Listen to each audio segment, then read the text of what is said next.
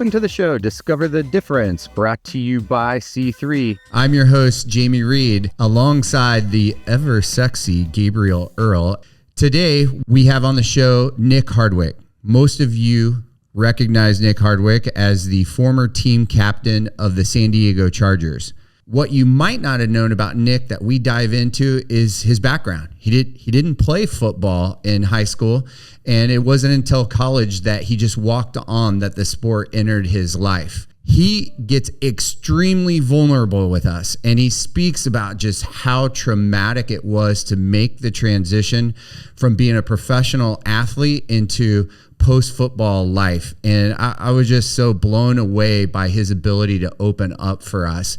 And finally, he finds his purpose in Lose Like a Lineman, where he's helping people across America get more fit and lose weight. And then ultimately, we learn maybe the most important thing of the podcast, which is who is a better athlete, him or his wife, Jayme. Enjoy our episode and learning more about Nick Hardwick. Nick, thanks for being here with us today. And you're an interesting guy. When I was reading the brief that Phil put together on you, thinking back through all the things, it kind of took me down memory lane watching you after football jump from thing to thing to thing. And so obviously we all know you as a center for the San Diego Chargers, but many people may or may not know that you have beers in your name, that you've owned fitness facilities, that you've been calling games, a podcast guy, and now you have a Lose Like a Lineman lifestyle brand. And so there's going to be a lot for us to unpack here with you, but I kind of want to go back to what we were talking about before we started the podcast. You know, can you shine the light on who Nick Hardwick was kind of in Indiana as a kid growing up? What was your family like? What was Indiana like? Were you into sports or not? Just give us a little insight there. Yeah, well, first off, thanks for having me, guys. And I am a very interesting guy, and I have a lot of diverse background. I like to think of myself as very flexible and nimble and willing to change thought processes. So super open-minded, but Indianapolis, Indiana is where I grew up. Very stable home, mom and dad, Butch and Linda. I had an older brother, 15 months older than me. We fought like absolute lion cubs for our entire youth.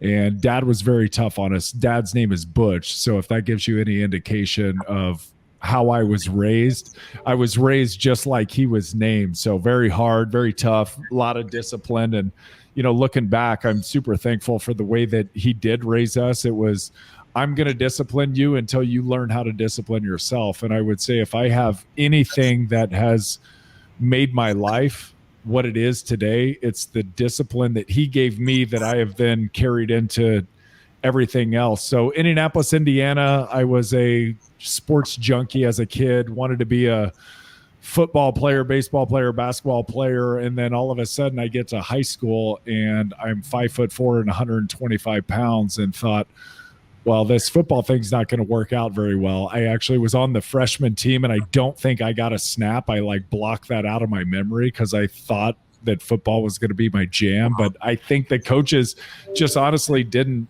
trust that I wasn't going to get hurt if they put me on the field. So that memory is gone. And then I just kind of wrote off football and I fell in love with the wrestling coach at our high school he's now a Hall of Fame wrestling coach, Roy Stecker, just an incredible man, overcame polio, had a wonderful family, treated his wife like a diamond. And he was just so good, but he was very tough on us. But one thing he did for me in my life was I think he believed in everybody that he coached more than they believed in themselves. And then eventually we bought into his belief in us that, hey, you can dream this massive dream and then we can figure out a way to go get that. And so the poem that he gave us was called It's All a State of Mind. And as a freshman, we had to memorize this really long poem. He gave it to us. We kept it in our card. We said it after every practice, before every meet. And I said it like as I was cutting. I cut 48 pounds my senior year to make weight. And I would every night laying in bed with a flannel sheet on top of a sleeping bag, wearing sweatshirts and a sauna suit, trying to cut weight. I would say that it's all a state of mind. If you think you're beaten, you are. If you think you dare not, you don't. Like, so there was this whole program and mantra, and it was basically like if you were to train to be a samurai or a ninja, Royce was giving us kind of that program. And so I ended up, my dream was to be a high school state champion. I didn't end up becoming a state champion. I ended up losing in the state finals to a kid who went on and wrestled at college and had a wonderful career. And I'm really thankful that I lost, because that competitive fire fueled even harder in me. And I ended up, didn't know what I was going to do after high school, but I knew I was like, I want to be famous. I want to do something amazing. And the most successful person in my family at that point was my dad's cousin, who was my second cousin. He was an Air Force pilot, and he also flew for FedEx. So he was like having tons of success. And I was like, sweet, I want to be a pilot. But I was like, I want to be even more badass than an Air Force pilot. I was like, I want to be a Navy pilot, like Top Gun. And then I got there and I was like, well, these guys are even more hardcore. So I'm going to go be a Marine Corps pilot, because I didn't even knew they flew jets. I was like, I'm going to fly F-18s. And that's kind of where we left off, guys, was you were talking about the room color. And I was like, I don't know what color my room is. It's like, it looks gray to me. And you're like green and blue. And I was like, I have no idea. I'm colorblind. And that changed my life, because I was on track, a Marine Corps ROTC scholarship at Purdue University. I wanted to be a pilot. And when I got my scholarship, they sent me off to Grisham Air Force Base to go get a physical. And one of the first things they do is give you a color vision test, that little, like all those dots in a circle and pick out the number. It's like, I couldn't see shit. Like I was like, looks like dots to me. And they were like, no, there's a number in there. And I was like, not in here. There's not. And so I was colorblind, can't do it. And I started I switched directions slightly, and it opened me up and opened my mind up to the possibilities that I could maybe start looking in another direction. And then one of my friends came to me and said, hey, in the Purdue student exponent, he said, hey, Nick, they're having walk-on tryouts. And this was when Drew Brees was going off. It was Brees mania. Purdue won the Big Ten championship for the first time since like 1967, goes to the Rose Bowl. I was in the student section at the Rose Bowl, but as that year was going on, my friend comes to me, Frank Avino, Southside Chicago kid, and he's like, look at this, Purdue walk-on tryouts. You want to try? And I was like, well, I can't be a pilot. Sure, dude, I'll try. And so we got permission to go train. We started training for several months. I went to the Rose Bowl, watched the team lose to Washington. And the next month, basically, I tried out with 105 other dudes who wanted to be a part of this awesome team. And I happened to be one of 5 guys that made the team. And the football story is the rest of its history, I guess. It happened. It was crazy. So, wow. So, Nick, you've had so much success. I just want to unpack that experience where, you wanted something so bad, you decided that, you wanted to be like your cousin and be a pilot and be the best pilot. And then you were told you couldn't. What was that experience like to you, and how were you able to, just transition to something, totally different? Yeah, thanks, Gabe, for bringing that up, because it was I do gloss over it now because it really worked out well. But at the time, I was crushed. I mean, I remember driving back from, it was like Kokomo, Indiana, back to West Lafayette, where Purdue is, and it was probably an hour and a half drive. And I was like, what the hell am I going to do with my life now? Right? I was like, this was my dream. So I got crushed with my dream in wrestling. And then here comes this Marine Corps thing. And I'm like, sweet. They love me. They gave me a scholarship, man. This is working. And then it was like, whammo. It's like, sorry, buddy, you're colorblind. You're not going to fly here, and you're not going to fly commercially. So there was that dream. And it was, I'm not kidding. It was probably 2-4 weeks of a depression that was like, I have to figure things out. Like, I was unsettled. It felt like my world got rocked. And then I just kind of regrouped and was like, all right, what's the next best thing that I can do? The next most badass thing that I could do at that time, before I got asked to walk onto the football team, was to be a Marine Corps infantry officer. I was like, well, there's a super cool gunnery sergeant. His name's Duke Kilgore, probably still in the Marine Corps. And last I knew, he was out at 29 Palms, and he was just so hardcore and so cool. I was like, all right, I could get down with that. I'll be cool like that, dude. And because he's a leader of men, people respect him. And then my buddy came along with this opportunity. And of course, I didn't think I was really going to make the team, but I was going to entertain him. And it got me out of running 5 to 8 miles every morning at 6 a.m. with the Marine Corps. And these old heavy legs, they weren't exactly built for running long distance like that. And so I was training, I was lifting, and we were having a fun time doing it. Got permission from the major to go do it. And he's like, yeah, sure, fellas, just be sure you're actually training and not just getting out of our physical training sessions. And so it was a lot. To come back to the original question, it was a lot. I mean, it was a 2 to 4 week depression that I fought through and had to shift gears. And even then I had moments of pushback, like where we go on these field training exercises, and I was, they would break down your tent and they would ask you to build it up in 3 minutes. And I was not an outdoorsman at all. That's why I wanted to be a pilot. I was like, I'm not built for camping. And that's what Marines do, is like camp. So I remember like almost being toe to toe with Duke Kilgore, the gunny.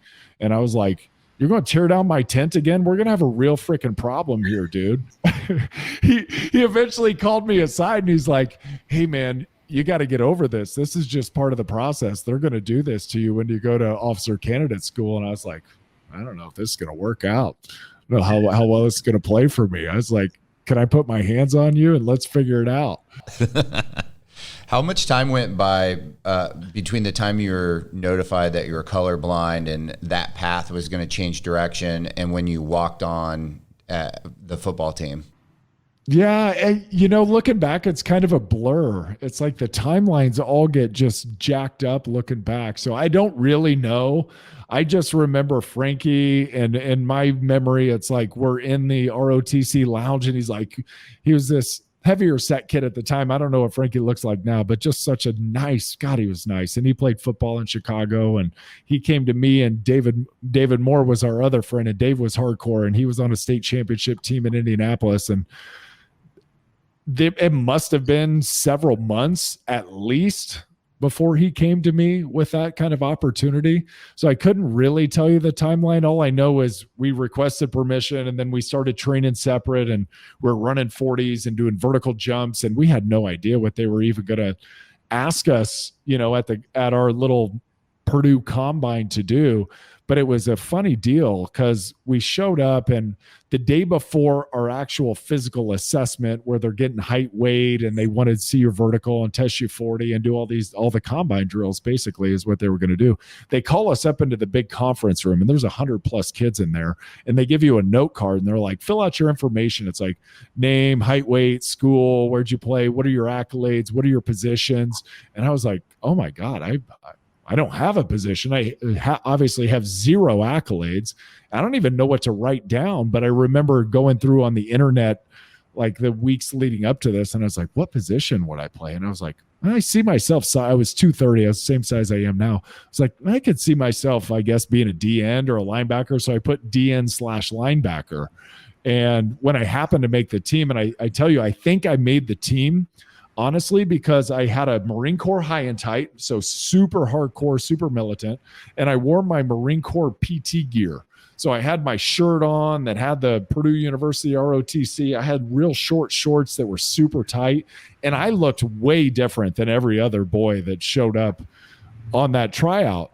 And I in their heads, the way I would frame it now, looking back, if I were a coach looking at me doing all this, I'm like, yeah, he's fine. I mean, he moves. He's like got a decent frame on him. Sure, we could maybe make something out of him. I don't think they thought much. But I think what they maybe thought was, if this dude's willing to go die as a Marine, what's he willing to do for us as a football team? Like he's probably willing to throw that body around and be the old proverbial tackling dummy. And they were right. That's exactly what I was for a year. Did you ever ask him that? No, I should. And actually, one of the coaches is now back at Purdue, which is only an hour from me now. And he still owes me a dinner from my performance in spring ball, my second spring ball. And he'd never cashed in on that because coaches move like the wind blows. So he ended up going on somewhere else. But he still owes me a dinner. And we're going to send him the recording so that you can cash in on your dinner. So I I had a question. So at what point, you're this kid that never played really football in high school. You show up, you make the team. At what point after playing at Purdue that you said, hey, I'm going to, play at the highest level. I'm going to go to the NFL. Was that something that you thought about at Purdue? Not immediately. I mean, when I walked on, my whole ambition was to wear the costume and stand on the sidelines and act like everybody in the stands was cheering for me, because I was frankly just sick of cheering for other grown men. I was like, this is cool, this is fun, but not really my favorite thing to be a fan. I at least want to get down there and I could, in my own head, like just make believe that they're cheering for me. And then when I got on the sideline, it was like, all right, how do I get on the field? I'll be on the wedge. I'll be on the kickoff return team. Maybe I could make the punt team. Like, I don't know, somewhere they could use a body and maybe I could be that body. But eventually I ended up getting pretty good pretty quickly. And I had worked myself into the position to be like the starting / immediate backup defensive tackle, because that was the position they threw me in. So I was 230, went to my first spring ball. And the coach, very first day, Brock Spack is his name, he grabbed me by the arm and he's like, son, who told you were a linebacker? And I was like, Coach, nobody told me anything. Like, I'm just here because these are the guys that you had me running with during the 6 a.m. workouts after I made the team. Like, I don't know what I'm doing.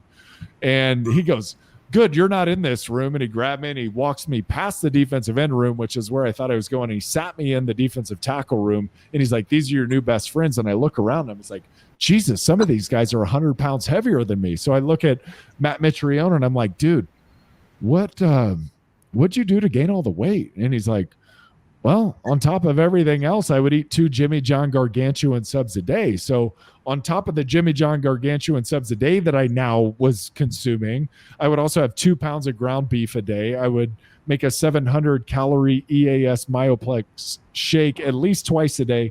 And once I would have sitting on my nightstand, set an alarm at 2 a.m, wake up, have my shake, pound it, go back to bed. And so I ended up gaining like 50 pounds in a hurry. Well, I was set to be, I told you, like the number 2, number 3 defensive tackle. Well, the second day of training camp, they came to me and said, Nick, you're moving to guard tomorrow. And I was like, no, I'm not. I am getting ready to play defensive tackle. There's no way you're moving me. Like, all I want to do is play. Right. So don't take that opportunity from me. And they're like, no, you don't understand. You're going to start tomorrow. The first day of training camp, you're going to start. And I was like, I have no idea what I'm doing. I don't know what left or right is. I don't know what a run is. I don't know what a pass is. Like, Nick, you got 2 seniors next to you. They'll tell you what to do on every play. You're going to be fine. I was like, all right, well, sign me up. I'm starting. And I had no idea what I was doing, but the most difficult thing that an offensive lineman can do is pass protect. And I know to people out there watching the game, it looks like a bunch of fat guys belly bumping, and it's like there's nothing technical about that. Pass protection is one of the most technical things, and I've played all kinds of sports. It is wildly, wildly technical, like to the point where I got to the league and cornerbacks are coming to learn how to pass protect so they can learn how to stop guys at the line of scrimmage. It's just so technical, so many little details that really the common fan would never be able to comprehend. But day one, I'm obviously the starter now, which is hilarious. And I'm going against a 330-pound guy. Damian Greer was his name, from Connecticut. And I was like, well, let's see how this goes. This will be interesting. And you think like, all right, I'm going to stay in good position. But this guy's going to flat back me, because you just like physically you think, I don't understand how this pass protection thing works. Like, how do they stay on their feet? And all of a sudden I stoned this dude at the line of scrimmage. It was just like, boom. And I rocked him and we just stood right there and he stopped. And I was like, holy crap, it worked. I was like, and the defensive side, because those were all my buddies, because I'd been with them for a year, they went crazy. The new O-line friends went crazy. And I was like, all right, I can do this. This is going to work for me. And then, so I played that year at guard. until the very last game of the regular season when our center ended up tearing his ACL when he got landed on by who became my left guard in San Diego, Chris Dielman. So we're playing Indiana University. Chris was a defensive tackle. He landed on Gene Murchkowski's leg, tore his ACL, and in 2 weeks they said, Nick, you're going to be the starting center for the bowl game, and you're going to go against Tank Johnson, University of Washington. And he was an All-American, I think. He was a phenomenal player. He got drafted by the Bears, I think, in the 3rd round. And it was like, okay, I don't know how to snap. I still didn't know anything. I didn't know the calls. I didn't know. So in 2 weeks' time, I had to ramp up real quick. I had to learn all the pass protection, learn how to snap, learn how to block, learn how to move all at the same time. And in that game against University of Washington, I think aside from like one snap where I dribbled it back to the quarterback, I had a great game. And I was like neck and neck with Terry in this game, Tank. And right then I was like, this is it. I found my jam. Like I am definitely good enough to be a professional athlete. And it was just like the greatest feeling walking away from that game. We had beat University of Washington, who, to complete the circle, it's crazy. When I went to watch Drew Brees in the Rose Bowl, they lost to University of Washington 34-24. I got to look back at the score. I think we beat the University of Washington in my first start at center 34-24 at the Sun Bowl. I got to go back and check that out for sure. And crazier full circle, Gene Murchkowski, the center who tore his ACL, his brother ended up being my backup in San Diego, Scott Murchkowski. Scott, I got hurt week 1 of 2009 in Oakland on Monday Night Football. And Scott took my spot, was doing an unbelievable job. We ended up being 13-3 that year. And the game that I was finally ready to come back, which was week 16, so we had that game and one other left, Scott ended up getting hurt. And so I got my spot back, which is just like total weird full circle. And to even make it more serendipitous, because I just think the universe is so crazy, I get drafted to San Diego with the 3rd pick of the 3rd round, where Drew Brees is the quarterback. So you want to talk about like the universe just aligning for me, it felt like. I mean, it was perfect. Do you also credit Dielman for your spot at center? I should credit him. Yeah. I give Dielman tons of credit anyway for the success of my career, because I think you're only as good as the people that are around you and that push you and that protect you and make you look better. So talk to us about the Chargers a little bit more. Did Drew Brees play a role in the Chargers drafting you? I don't know why they drafted me, because I talked to the coach, Hudson Houck, my offensive line coach, who I ended up naming my first son after Hudson, because I thought the name was cool, not because anything else. I was just like, when I heard that name Hudson Houck, I was like, Hudson Hawk was Bruce Willis, right? And I was like, Hudson Houck, wow, that's badass. And I was like, okay, I've never heard the name Hudson. And then all of a sudden you name your kid something, and then everybody else's kid is the exact same name. But Drew didn't have any role in it. But Hudson, after the season, goes, hey, look, man, I didn't want to draft you. You weren't the pick that I wanted, but I'm sure glad we got you. So I don't know actually why they picked me, because I had like 15 games under my college belt. I was the 2nd center taken off the board that year. I was the first of 9 Boilermakers drafted. So I guess they saw a lot of upside, and maybe some crazy kid who was wild enough to think that he belonged on a Big Ten championship team and could just walk on and do whatever the hell he wanted. Maybe they just saw some sort of brashness and they were like, maybe we could build off of that. So I don't really know why they drafted me, but I do know I was sitting in the cafeteria in one of the really early days in my career there. It was like one of the first 2 or 3 days, sitting in the cafeteria, having my lunch, keeping my head down like a good rookie. And all of a sudden I feel a pat on my back, and the guy goes, hey, Boiler. And I knew the voice because I had seen him on TV. I had heard him on the radio, and I was like, Drew fucking Brees. I was like, oh my God. Inside, right? I'm like, oh my God, it's Drew Brees. Like, this is amazing. Drew Brees is like, he goes, you mind if I sit down and have lunch with you? And I'm like, oh, he wants to have lunch with me. I was like, this is Make-A-Wish stuff, right? It's like, holy cow, this is amazing. And externally, of course, I'm playing it cool. I'm like, oh yeah, hey Drew, sit on down, man. Love to have lunch with you. And it's just like, It's like, because he was, I mean, I'm not kidding. At that, his senior year at Purdue, when they were winning, like beat Ohio State at home, beat Michigan at home, beat Penn State at home, it's like, it was crazy. It was crazy. People were setting couches on fire in the middle of campus. Like there was riots. The field, they were trying to tear down the goalpost, but Purdue engineers are too good. They engineered it so it wouldn't come down. I mean, but it like, so when Drew, I got the chance to snap to Drew for 2 years. I mean, you want to talk about a dream come true. That was awesome.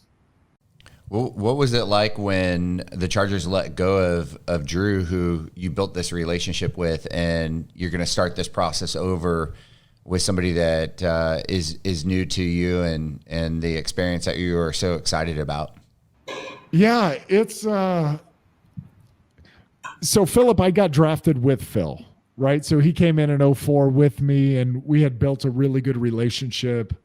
Just kind of, Drew had already been there for 3 years. He had established himself as a pro, although they weren't having a lot of success. And San Diego was, you know, you get painted a certain way, especially early in your career. It's like, I don't know if he's got that. So hindsight, it's easy to look back, I think, for a lot of San Diegans, especially, and see Drew go on and do amazing things in New Orleans. But people forgot his arm got like almost ripped off at the end of the 2005 season. And I just found this out a little bit ago, was that the coaching staff actually went to AJ Smith, the GM at the time, and they said, hey, we believe Drew's going to come back and he's going to be just fine. And we want him to be the quarterback of the team. So if you could offer him a deal, that'd be great. So the coaching staff all thought that Drew was going to come back and they were going to trade Philip somewhere who hadn't played it all yet.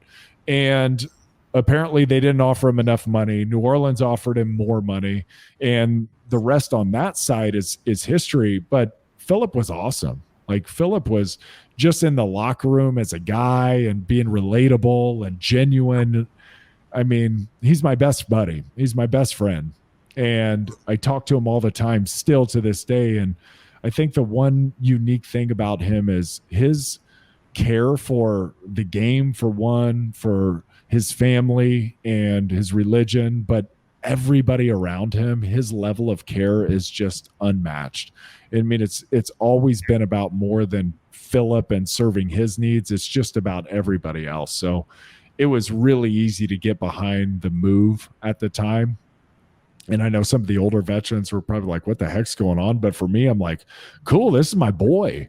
It's like, let's do this. And we did. We ended up being 14-2 that year, we had home field advantage, the bye, and San Diegans remember we ended up losing to New England, who was turns out to be a pretty good dynasty in the 2000s. So what then? Philip goes to Indianapolis. What do you think of that coming back to your town? I was super pumped for him. Yeah, I was really happy that he got the chance to go out on a high note, right? Because he had been kind of, imagine this. People don't think about this. Okay, quarterback of the Los Angeles Chargers, but for the last 2 years in San Diego, people didn't care. They wanted him out of there. They had already announced that they're leaving or that they wanted to leave, and like, hey, we're going to give it one more try, where they were going to get into bed with the Raiders and go to Carson. So people in San Diego were over it. They were just done. So 2014, 2015, he still didn't have a home field advantage. He never had a home field advantage in Los Angeles. So for the final 5 years of his deal with the Chargers, he never had a home field advantage, not one time. And, you know, in the middle of a massive transition, a move north with no fans, I can't imagine being the quarterback of that franchise and trying to hold that act together. Like how much of a challenge. He never complained about it. He never griped. He never expressed any frustration. He kept his head down and he went to work. But when he finally got to Indianapolis and got to experience something else, I mean, it was cool, but then it was unfortunate because it was COVID. And so he didn't even really get to experience the home field advantage here. I think they got up to like 13,000 or something like that, but not 75,000. But I think getting to see another organization and how they run and operate at a different level, perhaps in a different compete, I think that was, I think that meant a lot to him. Something I've always wanted to ask you, toward the end of your career, you signed that last contract with the Chargers, and I know you had some options that were coming in there, and some of them might have meant more money, but you're relocating to a different community. Why did you make the decision to stay in this community that you spent your whole career in at the time that those contract offers are sitting on the table? Yeah, I thought it was super special I always wanted to be a one team guy. It was old school. And I just kind of fashioned myself as a player as old school. And I know it was uncommon then to play for one team only. It's even more uncommon now to have played your entire long career with one franchise. So for me, that was super meaningful. And being a one team guy meant more to me than going and making $1 million more. Like, that wasn't my career and my legacy. Being able to go played 11 years and spent 5 years as the captain of the Chargers, that meant way more than any more money than I could have received on the other end.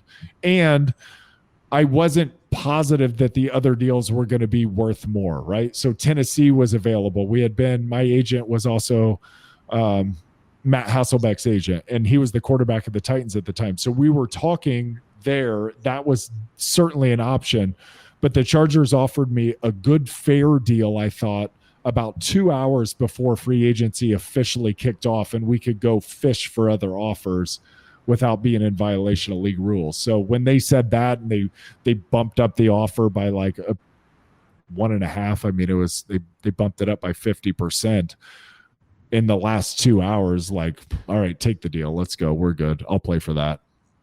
And then, so let's to transition a little bit. I remember having dinner with you one time before you were retired, and asking you about your identity, and have you visualized what it's going to be like to not be a football player and to be something else? And at the time, I think you had told me, I didn't grow up playing football my entire life. Being a pro football player isn't my identity, and I'll make the transition fine. So that's how I kind of received it. Now that you're on the back end of it, can you walk us back through it? And is that how did I categorize it right? And is that how you feel about it in hindsight? No, I was, and I didn't know this, so I wasn't blowing smoke, but that was full of shit. And I had no idea. I mean, I honestly had no idea, because I knew the dangers of transition. I knew how difficult it was. I was the team representative for the union for 9 out of my 11 seasons there. And I had heard the horror stories, and I knew that identity was a major issue when transitioning out of professional sports. And so for me, I always viewed myself as Nick Hardwick, who played football, not Nick Hardwick, the football player. And it may sound subtle, but it's a massive difference.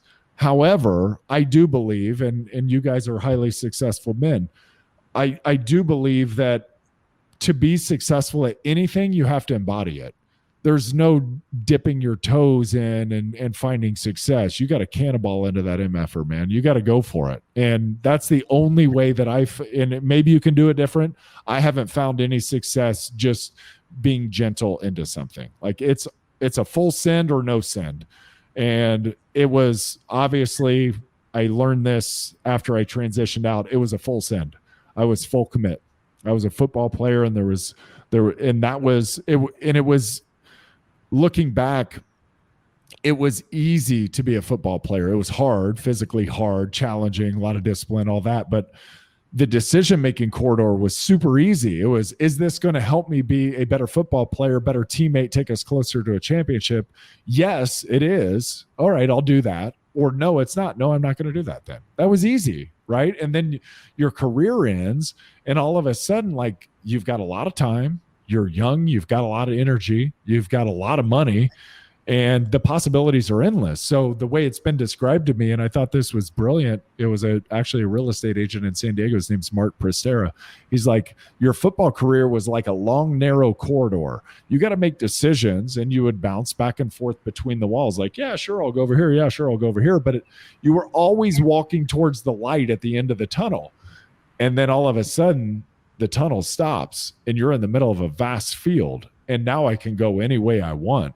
And I've got endless time to be able to meander around here, and you're lost. I was lost. I was confused. I was depressed. I thought I had done everything right. I had retired kind of on my own terms. I was going to retire after the year anyway. And of course, everybody wants to go out like John Elway or Peyton Manning and win the Super Bowl and hold the trophy and kiss the babies and do all that cool shit, but nobody gets to. Like there's so very few guys actually get to do that. But I had a career. I announced it at my retirement. I was going to be a disc jockey on the local radio station.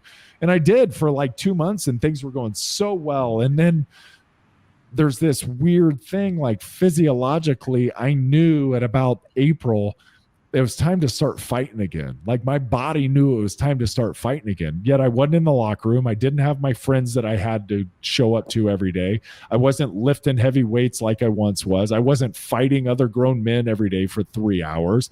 And I wasn't around a bunch of alpha males. So I was an absolute mess. And I didn't know who I was. And honestly, I was at the radio station for 3 hours a day, spinning classic rock from 3 to 6 p.m. on 101.5 KGB.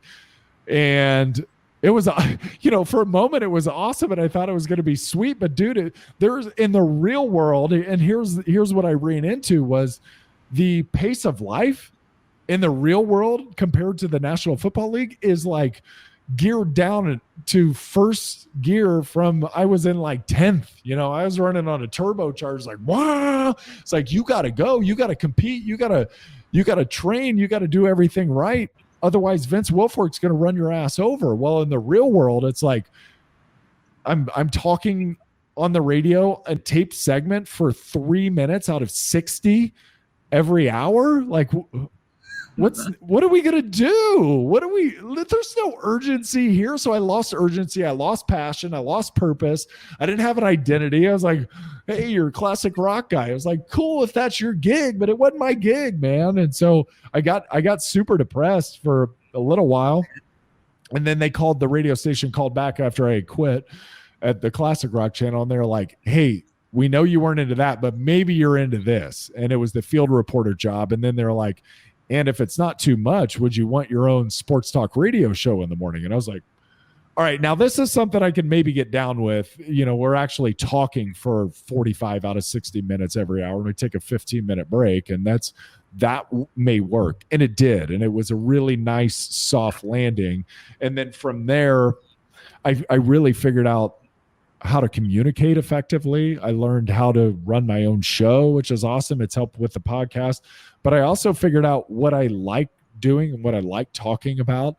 And mostly I like talking about health and wellness. And I like learning about the body and talking about relationships and psychology and willpower and resilience and grit and talking to really interesting people. So then I transitioned from being the color analyst of the Chargers. They moved to Los Angeles, or I probably would have done that I still would have been doing that. Probably would have done that till I was 80 years old, right? But life changes directions, and you got to be willing to change directions with it. And I was just unwilling to move to LA at the time. And so shifted health and wellness. And that's the space we're at now. And it's been awesome. It's been super fun, and we've had a lot of success with it. And our weight loss program's growing. It's been great. Yeah. You've had amazing success personally. I got, I think everybody kind of watched you, lose 100 pounds, and just very, it's not something that is easy to do, but that seems like that's kind of transitioned you into helping other people become more fit and feel better, and this whole wellness track. I know we're gonna move over here quick to rapid fire, but maybe just give us the 1 minute on what you're doing now. Yeah, so it's super cool. I wrote this ebook program series. There's actually 5 ebooks. It's called Lose Like a Lineman. We're actually getting ready to launch Lose Like a Lady, which is geared more towards females, because when I wrote this Lose Like a Lineman, I kept having women write me, and I'm like, you can do it. It's not really geared for you. So now we've got coming out in the next day or two, we got Lose Like a Lady, geared specifically towards women and their preferences and what really works with the female body. And the men we've had, and I didn't really intend for this to turn into a business, but I gave it to some Naval Academy guys years ago. And I just gave them the program. And basically, they all lost 70 to 80 pounds in 4 months. And it worked for them. It was just crazy. They followed it to a T. They're really disciplined. And I was like, yeah, they're a little special. They're academy guys. I was a pro athlete, little special. And then people kept writing and wanting to know what's going on? What's the program? Can you give it to me? And I was writing like in the DMs. I'm like basically giving them the program. I'm like, try this, do that. And it was like, I frankly got sick of writing emails and DMs, and it just, quarantine happened and I had a lot of time and a lot of space and a lot of energy, and I was like, screw this, I'm going to write this book. And I put it into a Google Doc, and my intention was at first just to sell it, like not sell it, but just email it to people. So one guy wrote and I was like, hey, John Zinser, try this out. And he wrote me in July. And so in July, he got the program. I said, I want you to do me a favor, write everything down, track what you're doing, and every week keep me updated on how your progress is. Well, like 30 days in, he had lost 30 pounds. I was like, holy crap, this is working. Like, this isn't a fluke. Guy's 53 years old. He was 6'3", 325. And over the course of the next 7 months, John lost 100 pounds. And he's still a member. He's still really active with this network that we created, that everybody gets to hold each other accountable. And so I brought on, like, after John had his first month of success, I was like, anybody else want this? And I gave it to 5 other dudes. And then I was like, and we're going to have a Zoom call every weekend, and we're going to talk to each other, and I'm going to take you through some programs. And we did that, and they all lost like 30 pounds really quickly. And then I was like, well, crap, this may be something. I'll turn it into an ebook and let me see how it goes. Turned it into an ebook. And like the first weekend, it was like 80 people bought the plan and people were having crazy success. And I was like, oh, we got to get legit now. I was like, damn it. I was like, this wasn't really supposed to be the plan. Well, here's what we're doing. It was like, give the people what they want. And so it's been unbelievable. Like, it's been so awesome and so fun for me. And I did a podcast with Brian Buffini, and Buffini's so incredible. He just sees who you are. If you guys don't know Brian Buffini, you got to look up Brian. He's in Carlsbad. He's a real estate guru. He's unbelievable. He's successful, but he like reads people super well. And he goes, Nick, your job was never to win the championship at the state wrestling level in the NFL. That's not your job. He's like, your job is to hold other people's hand up on stage and be really proud of them. And that's where I feel like I'm at now. And once he told me that, and he's like, now you got to turn this into a program.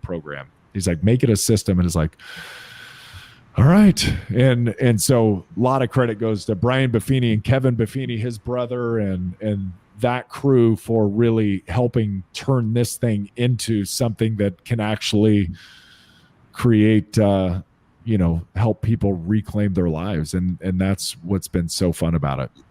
Yeah, I saw that. It seems like you add humor to it too, because I know when you go on your website and you sign up for the program, it says, if you click away, it says, well, you can do this or you can eat some pizza. Eat pizza. And by the way, I tell everybody this.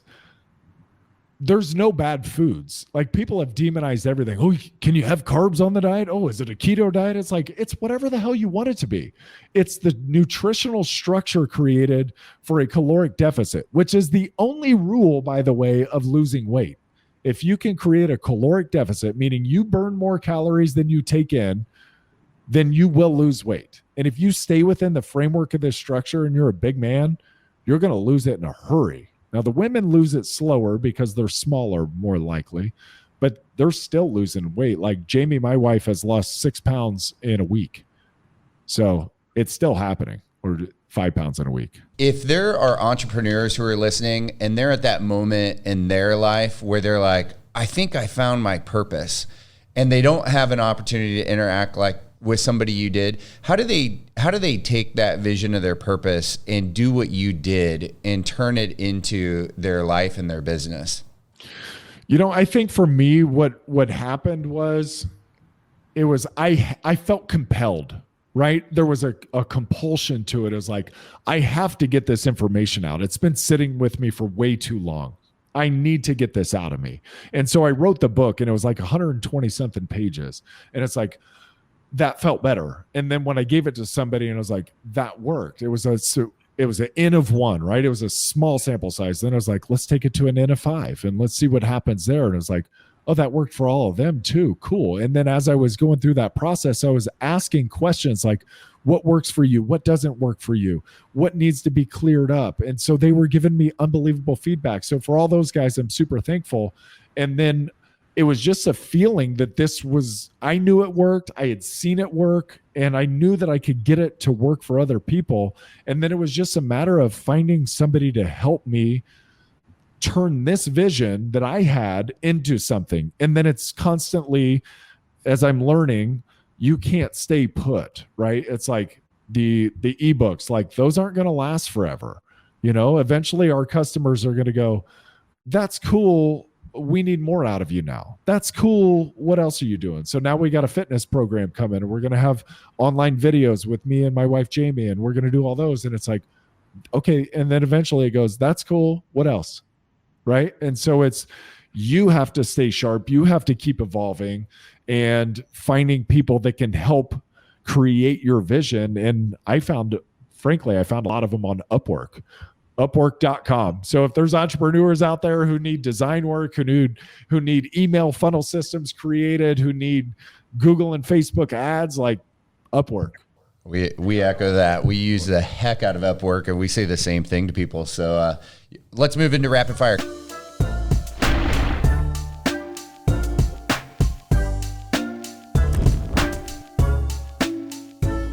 Rapid fire, as close to one word answers as you can. Who's a better athlete, you or your wife, Jayme? She is now. I'm most passionate about my work because it's who I am. What are you drinking with a steak dinner? Soda water with a lime. Broadcast booth or sideline reporting? Broadcast booth. My favorite book is? Range by David Epstein.